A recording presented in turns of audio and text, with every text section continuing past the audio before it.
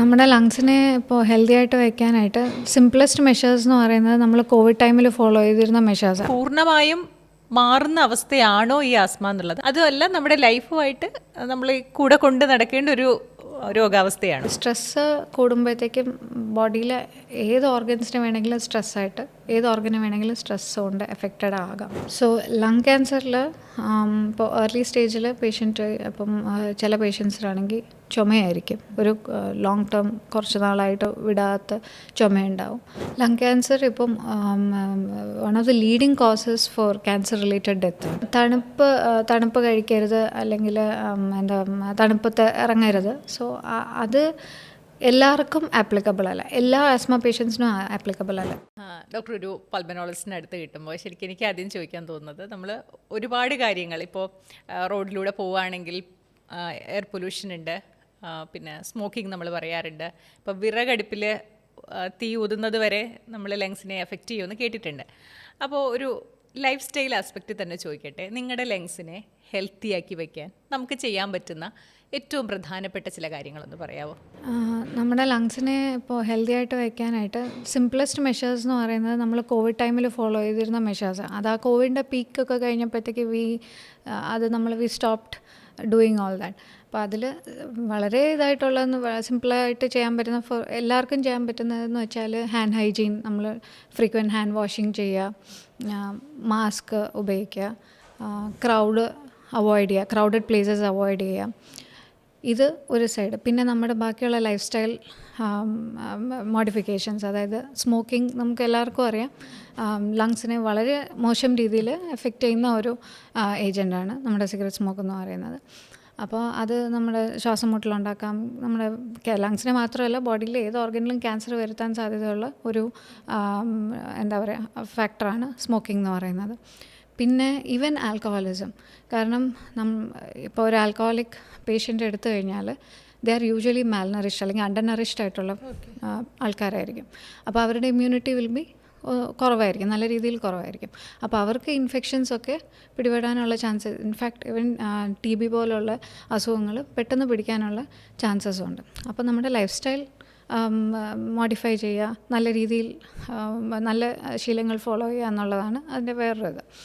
പിന്നെ ഇപ്പോൾ സ്മോക്കിംഗ് ഒരു സൈഡ്. അതേപോലെ തന്നെ ലേഡീസിൽ നമ്മുടെ നാട്ടിലൊക്കെ കൂടുതലും കാണുന്ന റിസ്ക് ഫാക്ടർ എന്ന് പറയുന്നത് ഈ വിറകടുപ്പ് ഉപയോഗിക്കുന്നതാണ്, അതിൻ്റെ പുക ഒരുപാട് കൊള്ളുന്നത്.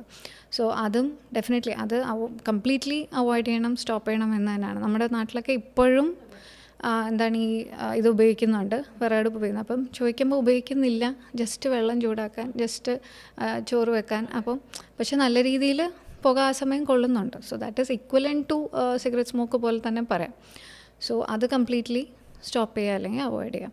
സോ ഇതൊക്കെ നമുക്ക് ചെയ്യാൻ പറ്റുന്ന മെഷേഴ്സാണ്. ഡോക്ടർ പറഞ്ഞ് കേട്ടപ്പോൾ എനിക്ക് തോന്നിയൊരു കാര്യം, ഇപ്പം നമ്മുടെ നാട്ടിലൊക്കെ ഒരു സ്ഥലത്ത് വൈകുന്നേരം ആകുമ്പോൾ ഇലകളും ആ വീടുകളിലെ പ്ലാസ്റ്റിക് അല്ലാത്ത വേസ്റ്റ് ആവാം, ഇതൊക്കെ കൊണ്ട് കൂട്ടിയിട്ട് കത്തിക്കുന്നു, അതിൽ ചില പ്ലാസ്റ്റിക്കൊക്കെ പെടുകയും ചെയ്യും.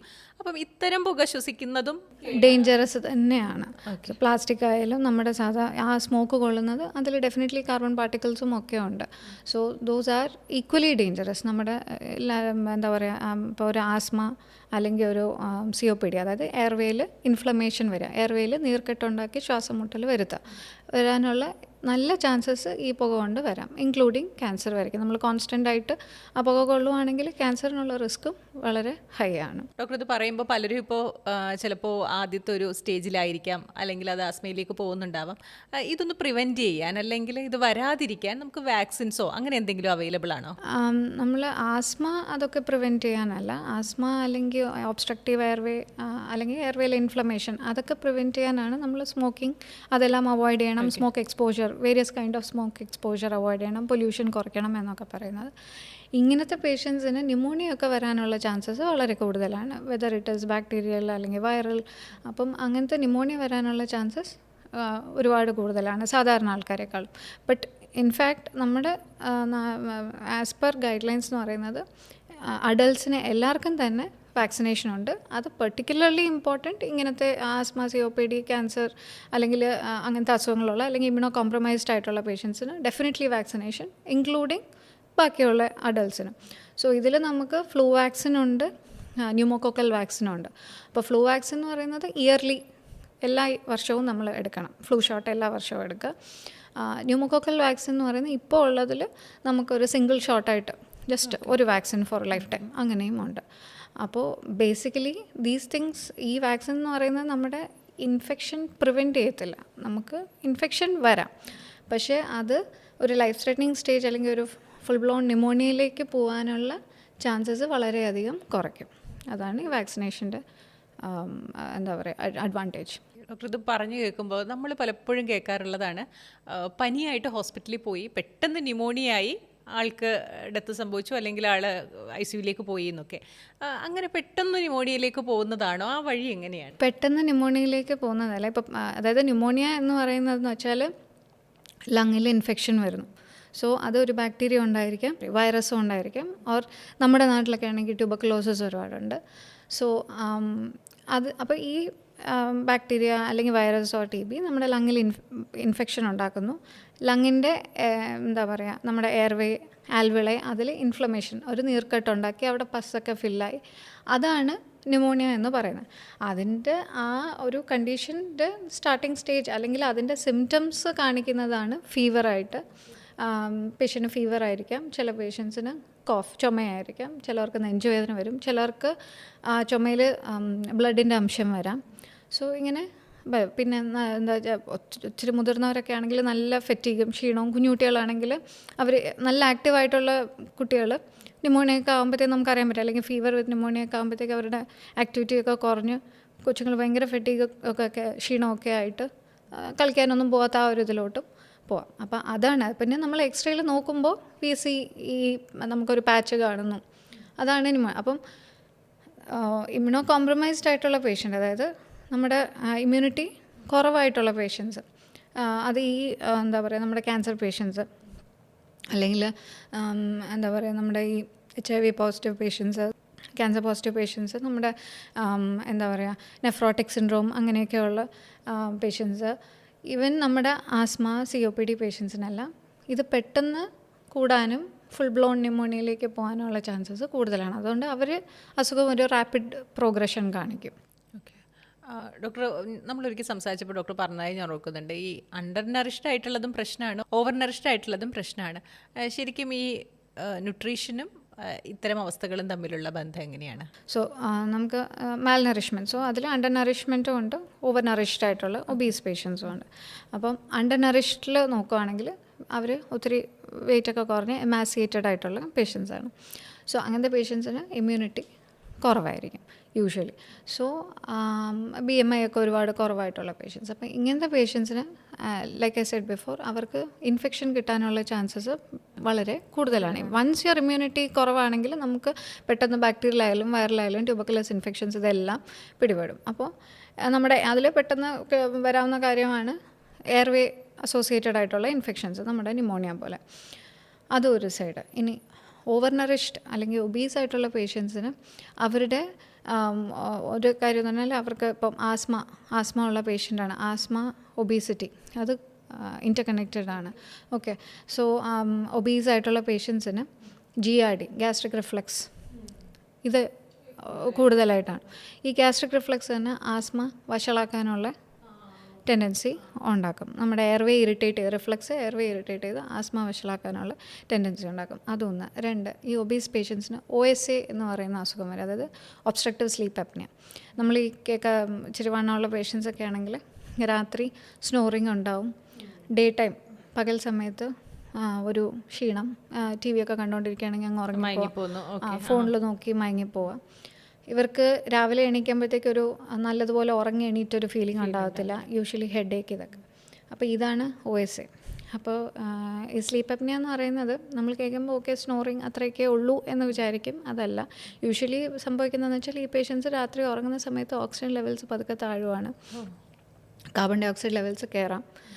അപ്പോൾ ഈ ഡിഫറൻസസ് ഒക്കെ അവരുടെ ഹാർട്ട് റേറ്റിലൊക്കെ വ്യത്യാസം വരും. അപ്പോൾ ഈ ഡിഫറൻസസ് ഈ ഓക്സിജൻ ലെവൽ താഴ്ന്ന ഹൈപ്പോക്സിയ എന്ന് പറയുന്നത്, അതായത് ഓക്സിജൻ ലെവൽ ഡേഞ്ചറസ്ലി ലോ ലെവൽസിലൊക്കെ പോകുമ്പോൾ over A period of time നമ്മുടെ മേജർ ഓർഗൻസിനെ എല്ലാം എഫക്റ്റ് ചെയ്യും. നമ്മുടെ കിഡ്നി ആയാലും ബ്രെയിൻ ആയാലും കാർഡിയാക് ഇഷ്യൂസ് ഇതെല്ലാം വരുത്താം. സോ അതാ പറയുന്നത് നറിഷ്മെൻറ്റ് എന്ന് പറയുന്നത്, അല്ലെങ്കിൽ നമ്മുടെ ലൈഫ് സ്റ്റൈൽ മോഡിഫൈ ചെയ്ത് പ്രോപ്പർ നറിഷ്മെൻറ്റ് ഹെൽത്തി ആയിട്ടിരിക്കണം എന്ന് പറയുന്നത് അതുകൊണ്ടാണ്. രണ്ട് സൈഡിലും നമുക്ക് എയർവേ ഇഷ്യൂസ് അല്ലെങ്കിൽ lung issues and other systems organ systems affected ആവാം. ഡോക്ടർ ഇപ്പോൾ ആസ്മയെ പറ്റി പറഞ്ഞപ്പോൾ എനിക്ക് തോന്നുന്നു ഒരു കോമൺ മാൻ്റെ ഒരു അറിവ് എന്ന് പറഞ്ഞാൽ കുഞ്ഞിലെ അലർജി വരുന്നു, അത് നമ്മൾ ട്രീറ്റ് ചെയ്യാതൊക്കെ വെച്ചാൽ ആസ്മയിലേക്ക് പോകുന്നു എന്നുള്ളതാണ്. ശരിക്കും എന്താണ് ഈ ആസ്മ എന്ന് പറയുന്ന കണ്ടീഷൻ? ടു ആൻ എക്സ്റ്റെൻറ്റ് അത് ശരിയാണ്. So allergy was part of asthma. So പക്ഷേ ഇതെല്ലാം കുഞ്ഞിലെ തന്നെ വരണം എന്നില്ല. അഡൾട്ട് ഓൺസെറ്റ്, അതായത് മുതിർന്ന് കഴിഞ്ഞിട്ടും വരാം. നമുക്ക് ചെറുപ്പത്തിലെ ആസ്മ അങ്ങനെ വരണം എന്നില്ല. സോ ആസ്മയിൽ ബേസിക്കലി എന്ന് പറഞ്ഞാൽ നമ്മുടെ എയർവേ ഒരു റിവേഴ്സിബിൾ എയർവേ, അതിങ്ങനെ സ്പാസം, അതായത് എയർവേ ചുരുങ്ങുന്നു നോർമലൈസ് ആവുന്നു, ചുരുങ്ങുന്നു നോർമലൈസ് ആവുന്നു. ഇത് ചുരുങ്ങുന്നതെന്ന് പറഞ്ഞാൽ എന്തെങ്കിലും ട്രിഗർ ഫാക്ടർ വരും. അപ്പോൾ അത് ഡിപ്പെൻസ്, ഓരോ പേഷ്യൻറ്റിനും ഓരോന്നായിരിക്കും. ചിലവർക്ക് ഡസ്റ്റ് ആയിരിക്കും, ചിലവർക്ക് എന്തെങ്കിലും പുകയും ഫ്യൂംസും ഒക്കെ ആയിരിക്കും, ചിലവർക്ക് വെതർ ക്ലൈമറ്റ് അനുസരിച്ചായിരിക്കും. വെതർ തന്നെ വരാൻ കാര്യം ചില ക്ലൈമറ്റിൽ നമ്മുടെ എൻവയോൺമെൻറ്റൽ അലർജൻ എന്തെങ്കിലും ഉണ്ടാവും പെർട്ടിക്കുലറായിട്ട് ഒരു സ്ഥലത്ത്, ചിലപ്പോൾ പോളൻ അലർജി, അങ്ങനെ പല ഫാക്ടേഴ്സ് ഉണ്ടാവും. അപ്പോൾ ഇവർക്ക് ഈ ട്രിഗർ ഫാക്ടർ അനുസരിച്ച് എയർവേ ചുരുങ്ങുകയും അപ്പോൾ ഒരു ശ്വാസം മുട്ടൽ എപ്പിസോഡിക് ആയിരിക്കും. അല്ലാതെ അതാണ് തുടക്കത്തിൽ കോൺസ്റ്റൻ്റ് ആയിട്ടൊരു ശ്വാസം മുട്ടൽ എന്ന് വരണം എന്നില്ല. അവർക്കൊരു പെർട്ടിക്കുലർ ടൈമിൽ അല്ലെങ്കിൽ ഒരു പെർട്ടിക്കുലർ ട്രിഗർ ഫാക്ടർ വരുമ്പോൾ എപ്പിസോഡിക്കായിട്ട് ശ്വാസം മുട്ടൽ വരാം. ചിലവർക്ക് ശ്വാസം മുട്ടൽ വരണം എന്നില്ല, ആ എപ്പിസോഡിക്കായിട്ട് ചുമ വരാം, കോഫ് വരാം. അപ്പോൾ ഇങ്ങനെ ആ കോഫ് വരാം, അതിൽ നല്ല രീതിയിൽ കഫം വരാം. അപ്പം ഇങ്ങനെ ചിലർക്ക് ചെസ്റ്റ് ഡിസ്കംഫർട്ടും വരാം, ഒരു ചെസ്റ്റ് ടൈറ്റ്നെസ് ഫീൽ മാത്രമേ വരത്തുള്ളൂ. എല്ലാവർക്കും ഈ പറയുന്ന പോലെ വീസിങ്, ആ വലിവ് എന്ന് പറയുന്ന സംഭവം വരണം എന്നില്ല. ചിലവർക്ക് ഒരു ചെസ്റ്റ് ടൈറ്റ്നെസ് മാത്രമേ ഫീൽ ചെയ്യുള്ളൂ. അപ്പോൾ ഇത് തുടങ്ങുന്ന സ്റ്റേജിൽ മോസ്റ്റ്ലി എല്ലാവർക്കും തന്നെ ഞാൻ പറഞ്ഞ മാതിരി എല്ലാവർക്കും ശ്വാസം മുട്ടൽ വരണമെന്നില്ല, ഇതിലേതെങ്കിലും ഒന്നായിരിക്കും. ചിലർക്ക് ഇതെല്ലാം ഉണ്ടാവും. ആൻഡ് ഇത് ഞാൻ പറഞ്ഞ മാതിരി എപ്പിസോഡിക് ആയിരിക്കും.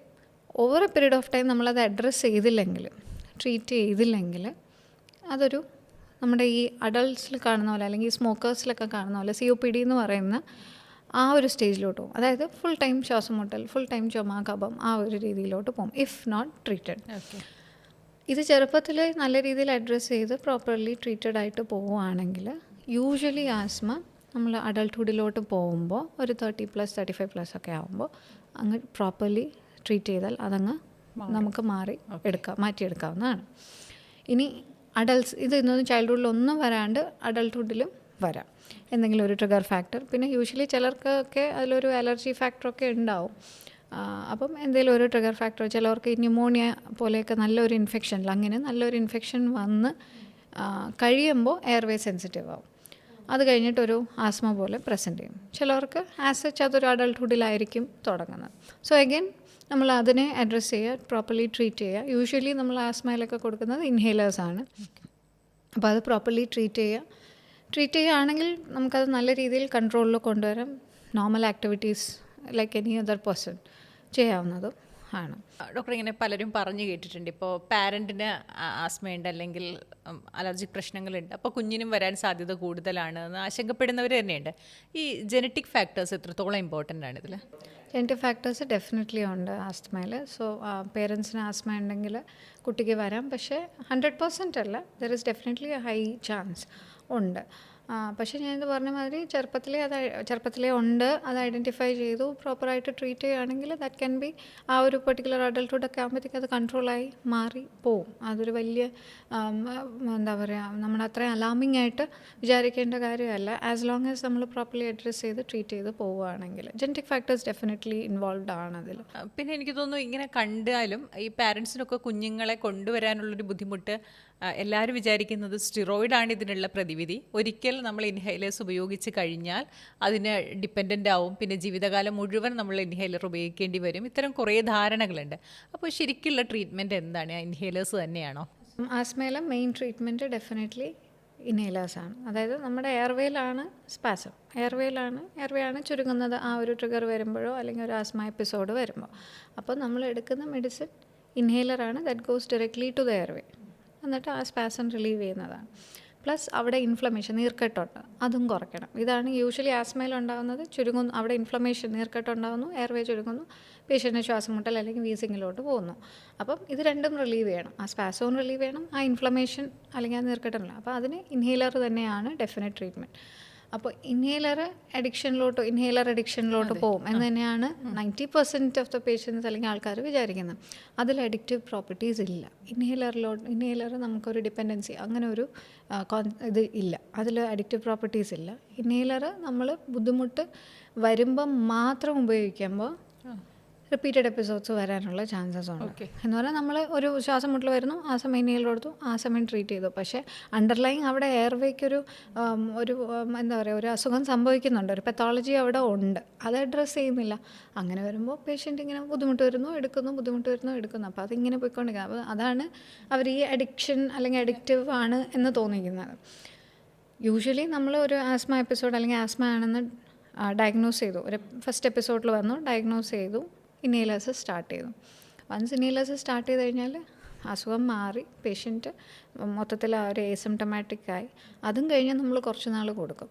അത് കഴിഞ്ഞ് പേഷ്യൻറ്റിനെ റെഗുലറായിട്ട് മോണിറ്റർ ചെയ്ത് ആബ്സല്യൂട്ട്ലി നോ സിംറ്റംസ് ഒരു മാസമൊക്കെ ആയപ്പോൾ ഒരു സിംറ്റമും ഇല്ല, നന്നായിട്ട് ഉറങ്ങുന്നു, രാത്രി ശ്വാസം മുട്ടി എണീക്കുന്നില്ല, അങ്ങനെയൊക്കെ ഒരു ഇത് ഞാൻ ആസ്മേൻ്റെ ഇതാണ് പറയുന്നത്. അങ്ങനെ ഒരു ഇതിലോട്ട് പോകുമ്പോൾ then we gradually stop the inhalers.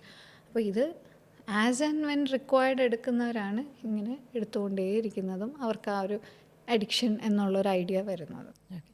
അതുപോലെ തന്നെയാണ് ഈ സ്റ്റിറോയിഡ് എന്ന വാക്കും ഇതിനോട് ചേർത്ത് വെച്ചിട്ടോ, സ്റ്റിറോയിഡ്സ് അല്ലേ ഉപയോഗിക്കേണ്ടത്? ശരിക്കും ഈ സ്റ്റിറോയിഡ് തന്നെയാണോ? ഇൻഹേലറിൽ ഉള്ളത് സ്റ്റിറോയിഡ് കണ്ടൻ്റ് ഉണ്ട്.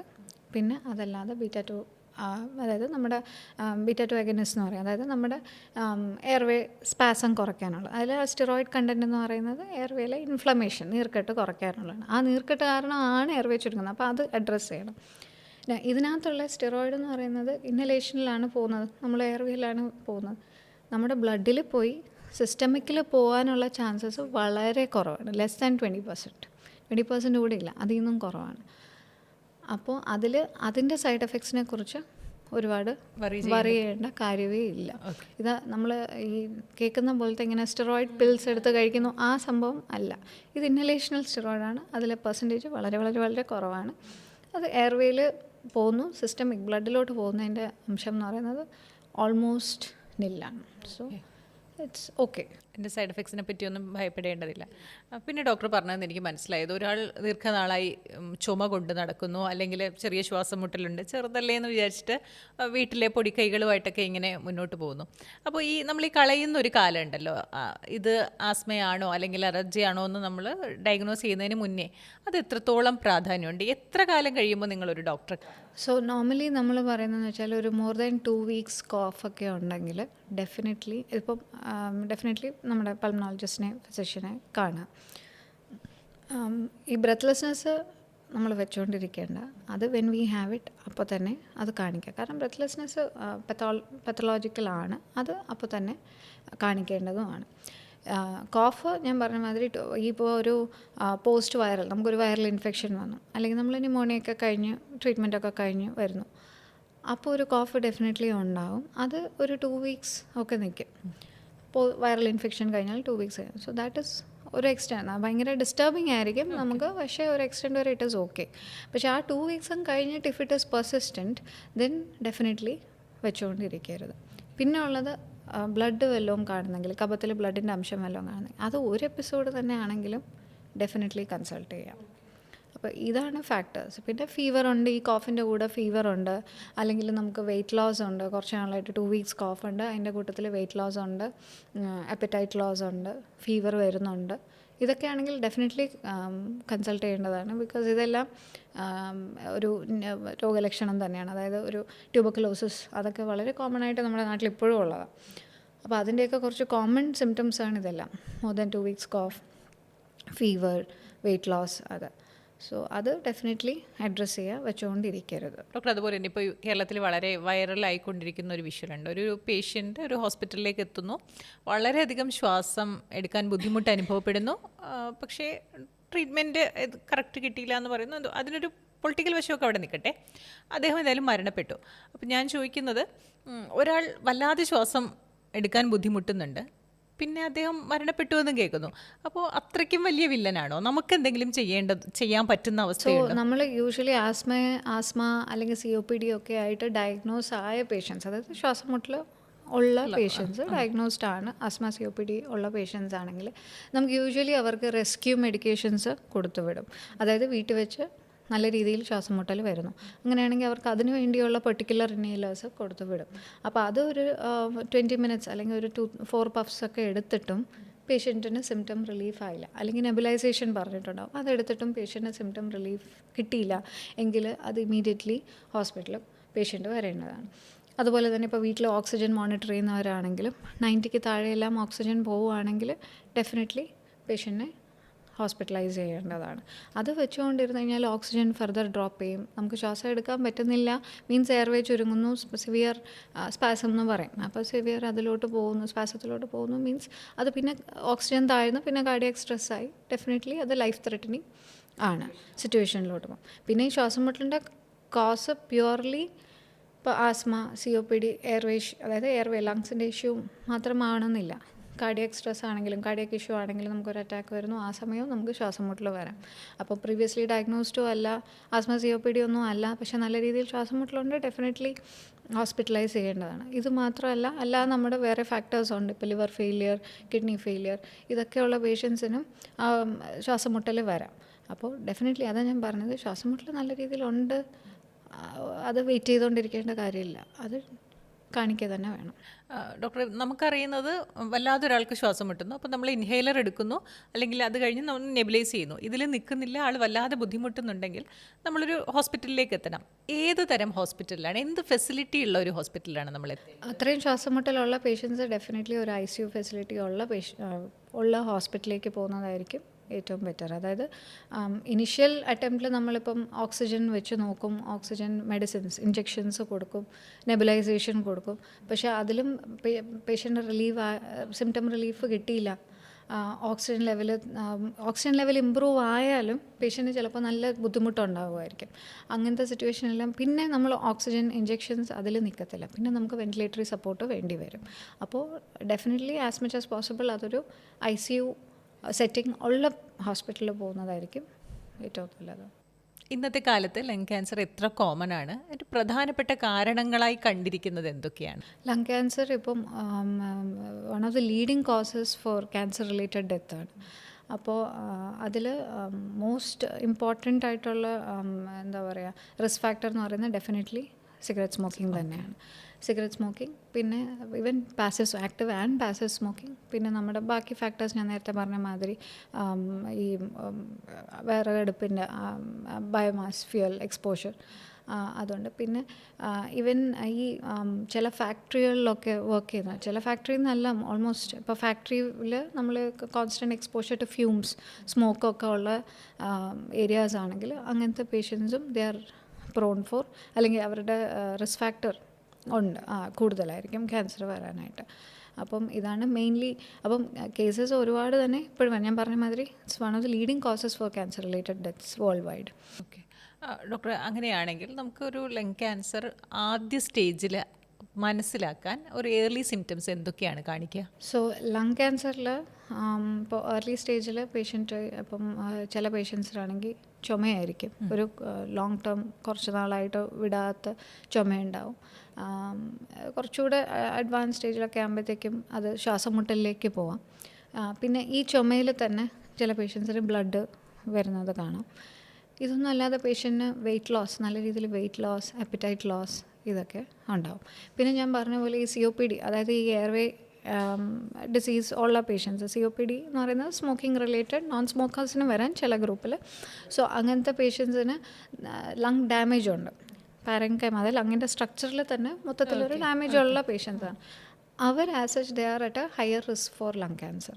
അപ്പോൾ അങ്ങനത്തെ patients these are all high risk പേഷ്യൻസാണ്. അപ്പോൾ അവർ കുറച്ചുകൂടെ അലേർട്ടിൽ നിൽക്കേണ്ടതാണ്, റെഗുലർ മോണിറ്ററിങ്, അതായത് നമ്മൾ ലോ ഡോസ് CT സ്കാൻസ് ഒക്കെ പറയും. അപ്പം CT സ്കാൻ എടുത്ത് ലോ ഡോസ് CT എടുക്കുമ്പോഴത്തേക്കും നമുക്ക് ഏർലി ലീഷൻസ് പിക്ക് ചെയ്യാൻ പറ്റും. അപ്പോൾ യൂഷ്വലി അവർ സിംറ്റംസ് കാണുന്നത് ഇതൊക്കെയാണ്: കോഫ്, ഈ വെയിറ്റ് ലോസ്, അപ്പറ്റൈറ്റ് ലോസ്, പിന്നെ ബ്രെത്ത്ലെസ്നെസ്, ശ്വാസമുട്ടലേക്കും ഒക്കെ പോകാം. പുരുഷന്മാരിലാണോ ഇത് കൂടുതൽ കാണപ്പെടുന്നത്? അങ്ങനെയുണ്ടോ? ഇപ്പോൾ ഫീമെയിൽസിലും അതേ നമ്പറിൽ തന്നെ കൂടി വരുന്നുണ്ട്. ട്രീറ്റ്മെൻറ്റ് ഓപ്ഷൻസ് എത്രത്തോളം നമ്മൾ പുരോഗമിച്ചിട്ടുണ്ട് ശരിക്കും? ഇപ്പോൾ ട്രീറ്റ്മെൻറ്റ് ഒരുപാട് അഡ്വാൻസ്ഡ് ആണ്. നമുക്ക് ടാർഗറ്റഡ് തെറപ്പീസ് ഒക്കെ ഉണ്ട്. അതായത് നമ്മൾ ജീനോം സീക്വൻസിങ്, അതായത് ട്യൂമർ ഇപ്പോൾ ക്യാൻസർ ഉണ്ട് എന്ന് ഡയഗ്നോസ് ചെയ്തു, അത് ബയോപ്സി ചെയ്താണ് ഡയഗ്നോസ് ചെയ്യുന്നത്. ഇപ്പോൾ ലങ് ക്യാൻസറിലാണെങ്കിൽ ഏതായാലും ബയോപ്സി ചെയ്തു, ഡയഗ്നോസ് ചെയ്തു, ആ ടിഷ്യൂവിൽ നമുക്ക് ജീനോം സീക്വൻസിങ്, അതായത് അതിൻ്റെ ഒരു ജനറ്റിക് ഇത് നമുക്ക് സ്റ്റഡി ചെയ്യാൻ പറ്റും. അതിൽ മാർക്കേഴ്സ് വെച്ചിട്ട് നമുക്ക് അതിനെ ടാർഗറ്റ് ചെയ്യുന്ന പെർട്ടിക്കുലർ വെരി അഡ്വാൻസ് തെറപ്പി എല്ലാം ഇപ്പോൾ ഉള്ളതാണ്.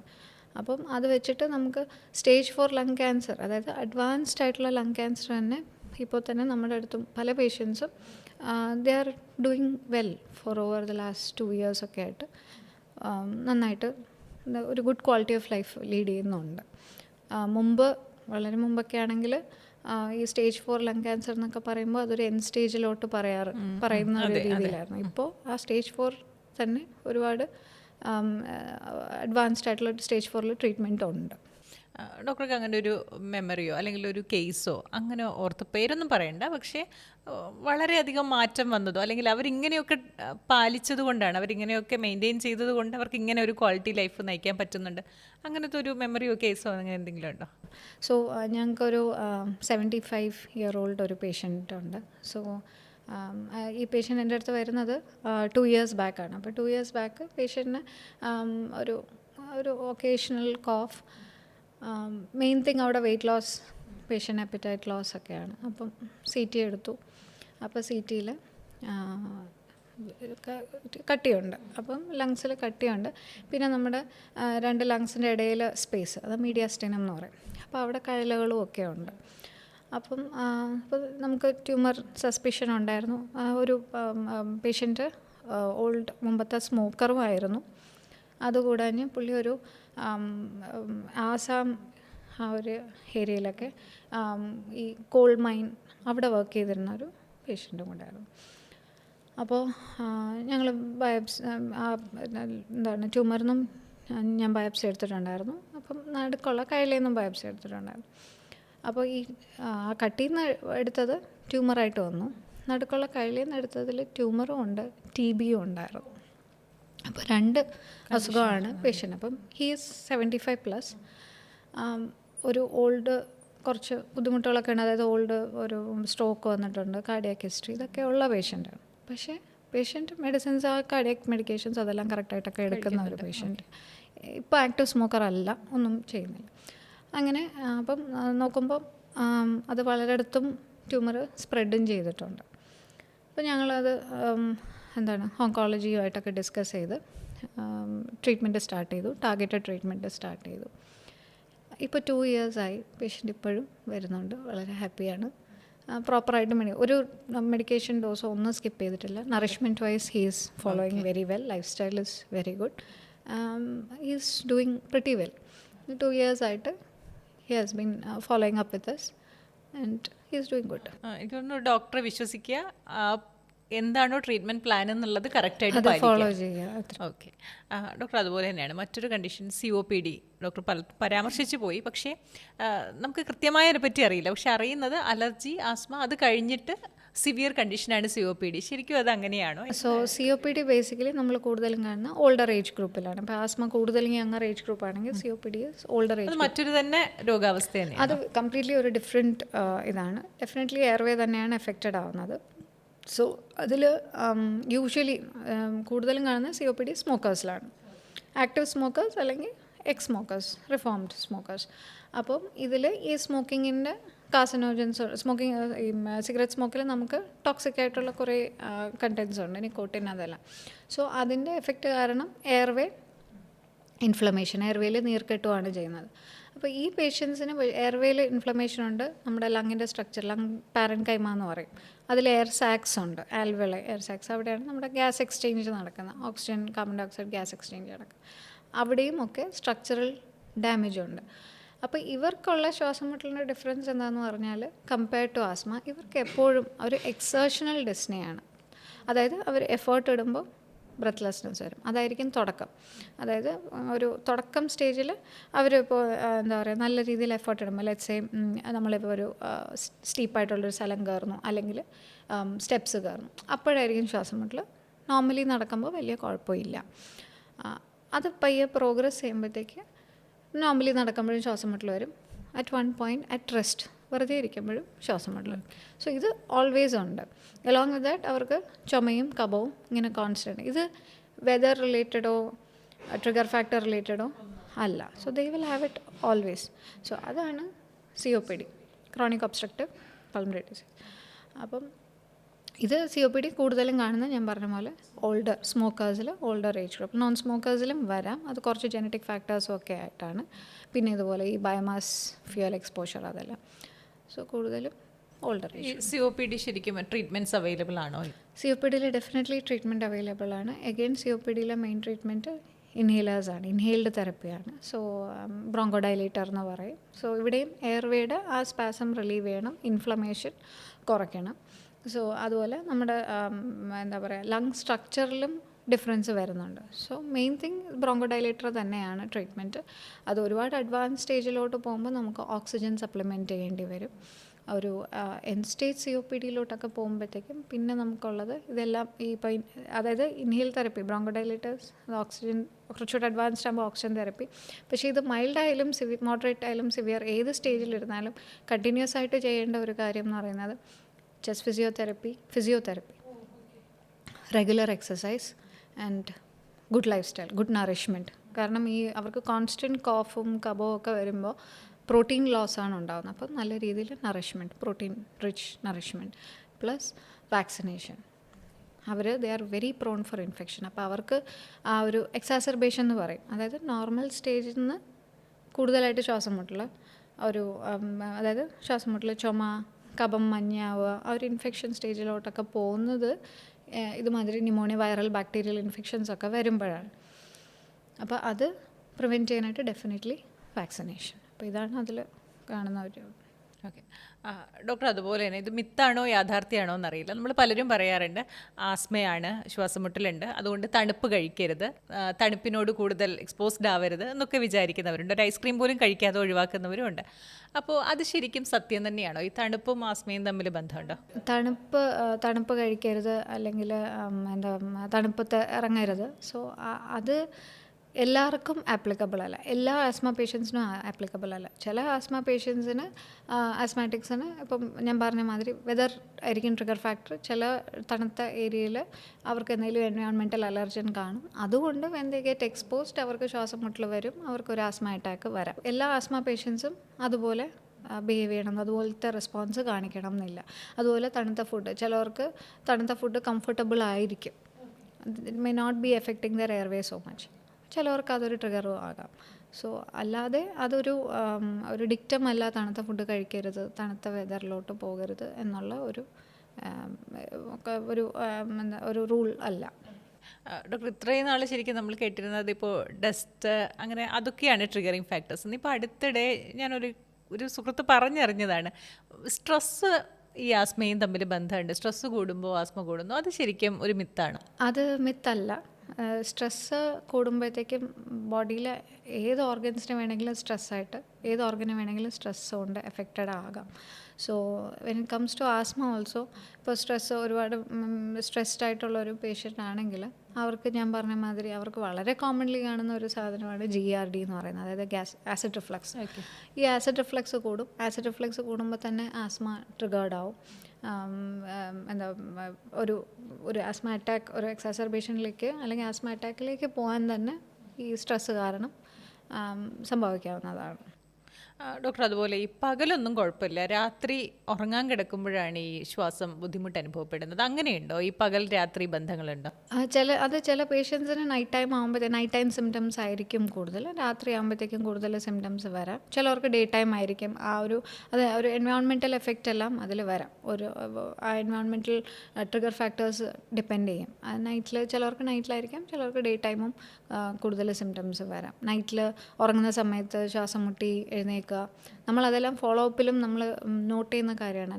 നൈറ്റിൽ ഒത്തിരി തവണ എണീറ്റ് ശ്വാസം മുട്ടി എണീക്കുന്ന പേഷ്യൻസൊക്കെ ഉണ്ടെങ്കിൽ നമ്മൾ അവർക്ക് കുറച്ച് കൂടുതൽ നാൾ ഇൻഹേലർ തെറപ്പി ഒക്കെ കൊടുക്കുന്നതാണ്. അത് കഴിഞ്ഞ് ആ നൈറ്റ് ടൈം സിംറ്റംസ് എല്ലാം നല്ല രീതിയിൽ കുറഞ്ഞതിന് ശേഷം മാത്രമേ നമ്മൾ മെഡിസിൻസ് ടേപ്പർ ഓഫ് ചെയ്ത് നിർത്തത്തുള്ളൂ. ഡോക്ടർ വൈൻഡപ്പ് ചെയ്യുന്നതിന് മുമ്പ് ചോദിക്കട്ടെ, കുറേ നാളുകളായിട്ട് ഈ ഇൻഹേലേഴ്സ് ഉപയോഗിക്കുന്ന ആസ്മയുമായിട്ട് പൊരുത്തപ്പെട്ട് ജീവിക്കുന്ന മനുഷ്യരുണ്ടാവും. അപ്പോൾ അവരുടെയൊക്കെ ഒരു സംശയമാണ്, ഈ പൂർണ്ണമായും മാറുന്ന അവസ്ഥയാണോ ഈ ആസ്മ എന്നുള്ളത്. അതുമല്ല, നമ്മുടെ ലൈഫുമായിട്ട് നമ്മൾ കൂടെ കൊണ്ട് നടക്കേണ്ട ഒരു രോഗാവസ്ഥയാണ്. ആസ്പയുടെ ട്രീറ്റ്മെൻറ്റ് നമ്മൾ ആസ് ആൻഡ് വെൻ റിക്വയർഡ് എടുക്കുമ്പോഴാണ് അതിങ്ങനെ ഒരു ലൈഫ് ലോങ് ട്രീറ്റ്മെൻറ്റിലോട്ട് പോകുന്നത്. ഡോക്ടേഴ്സ് പ്രിസ്ക്രൈബ് ചെയ്യുന്ന പോലെ പ്രോപ്പറായിട്ട് ഈവൻ സിംറ്റംസ് ഇല്ലാത്തപ്പോഴും നമ്മളെടുത്ത് അതിനെ അസുഖത്തിനെ നല്ല രീതിയിൽ കൺട്രോൾ ചെയ്ത് കൊണ്ടുവന്ന് സിംറ്റംസ് വളരെയധികം കുറവാണെങ്കിൽ അപ്പോൾ അതൊക്കെ നമുക്ക് ഇൻഹേലേഴ്സ് സ്റ്റോപ്പ് ചെയ്യാം. അത് കഴിഞ്ഞിട്ട് അതും പ്ലസ് പ്രോപ്പർ വാക്സിനേഷനും ഒക്കെ എടുക്കുന്നുണ്ട്. ബാക്കി ഹാൻഡ് ഹൈജീൻ, ഞാൻ പറഞ്ഞ പോലെ ഹൈജീൻ മെഷേഴ്സ്, ബാക്കിയുള്ള preventive strategies, infection preventive strategies ഒക്കെ എടുക്കുകയാണെങ്കിൽ അവർക്ക് for a very long time അവർ മെഡിക്കേഷൻസ്, അത് എസ്പെഷ്യലി ഈ പറഞ്ഞ പോലെ ഇൻഹേലേഴ്സ് ഒന്നും എടുക്കാണ്ട് ജീവിക്കാൻ പറ്റുന്നതാണ്. അല്ല കംപ്ലീറ്റ് ഒരു കംപ്ലീറ്റ് ക്യൂറിലോട്ട് പോകുന്ന സ്റ്റേറ്റിൽ എത്തിക്കാൻ പറ്റുന്നതാണ്. പക്ഷേ മോസ്റ്റ് പേഷ്യൻസ് അങ്ങനെ പ്രോപ്പറായിട്ട് ഈ മെഡിക്കേഷൻസ് എടുക്കാറില്ല. ബുദ്ധിമുട്ട് വരുമ്പോൾ എടുക്കും, സിംറ്റം റിലീഫ് കിട്ടുമ്പോൾ അത് സ്റ്റോപ്പ് ചെയ്യും. അതുകൊണ്ടാണ് it becomes A life long treatment.